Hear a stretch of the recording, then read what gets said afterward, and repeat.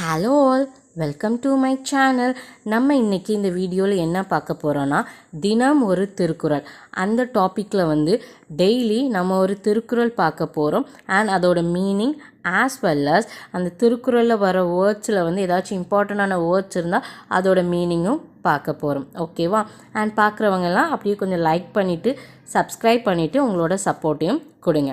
வாங்க வீடியோக்குள்ளே போகலாம்.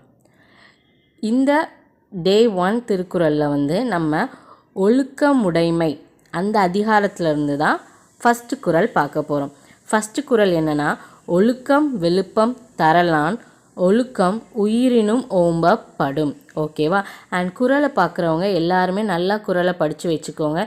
ஏன்னா குறளில் இருக்க வேர்ட்ஸை மாற்றி மாற்றி கொடுத்து அதை ஸ்ட்ரெயிட்டாக அரேஞ்ச் பண்ணுங்கள் அப்படின்னும் கொஷின்ஸ் நமக்கு வரும். ஓகேவா? அதாவது ஜம்பிள் சென்டென்ஸ் மாதிரி. ஓகேவா? அண்ட் தென் இந்த குறளுக்கான விளக்கம் என்ன அப்படின்னு பார்த்தீங்கன்னா, ஒருத்தன்கிட்ட எவ்வளோ செல்வம் இருந்தாலும் அதை விட சிறந்தது எதுனா அவன்கிட்ட இருக்க ஒழுக்கம்தான்.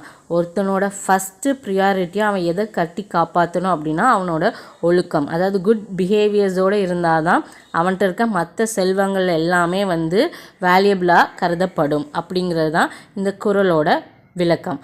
அது மட்டும் இல்லாமல் அந்த ஒழுக்கத்தை அவன் உயிருக்கும் மேலாக பேணி காக்க வேண்டும் அப்படின்னு வள்ளுவர் இந்த குறளில் குறிப்பிட்டு சொல்லியிருப்பாங்க. அடுத்தது பாருங்கள், சொற்பொருள். இதில் நம்ம 2 இம்பார்ட்டண்டான வேர்ட்ஸ் எடுத்திருக்கோம். அது எதெல்லாம்னா, விழுப்பம். இந்த விழுப்பம் அப்படிங்கிற வேர்டுக்கான மீனிங் என்னென்னா சிறப்பு.